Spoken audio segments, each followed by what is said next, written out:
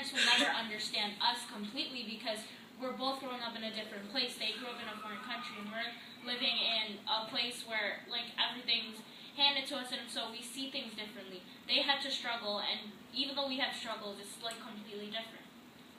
So it just sort of connected it, like Naima said, it just sort of messes up the kids because they just get a totally different viewpoint. So it's like their lives are being messed up because they're not taking it the way they should be or the way they want to be. Okay, sorry. Like, about the whole culture thing, on page 170, I think they're talking about her friend who was going through divorce, and her therapist or whatever says, why did you blame your culture, your ethnicity?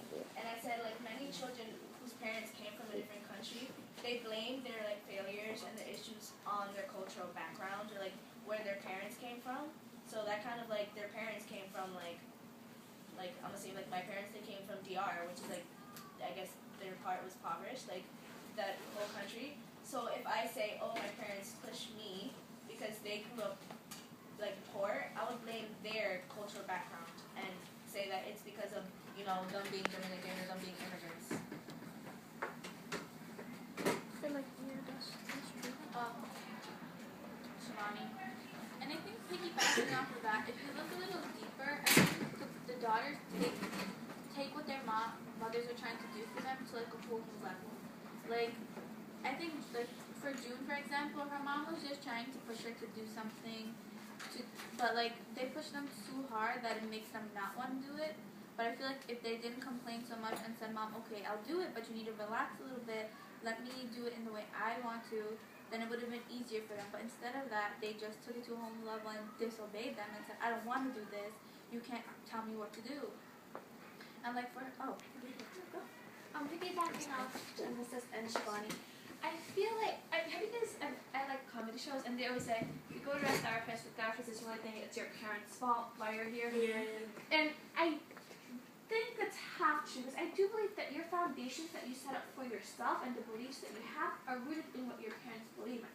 But as we know, as teenagers, you grow up and you start to think a little more independently, right? And I think sometimes we can't put all the blame on the parents. Sometimes they deserve a little bit of it if your child turns up completely messed up. there we go.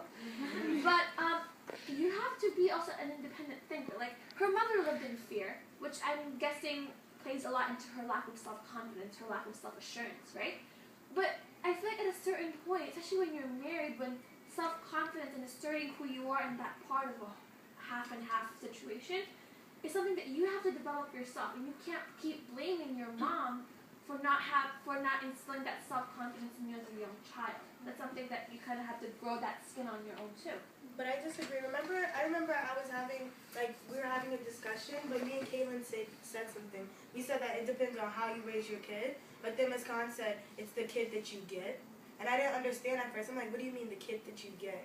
And I talked to my grandmother, and then she's like, these kids come out with personalities. You don't form their personalities. So I used to think that you do form your kid's personality. You know, like being too strict will make them sneaky. But then I'm thinking, what if you have a kid that likes being sheltered? Yeah. What if you have a kid that doesn't mind being up underneath you? Then they won't be sneaky. So I agree that it's the kind of kid that you get. So what if you get a kid that's already rebellious or whatever, and you're so scared because of your fears, you duck them out. So I think it is a big part of our parents. That's why I don't think they should be too sheltering. I don't think they should be. It all depends on the type of kid that you get.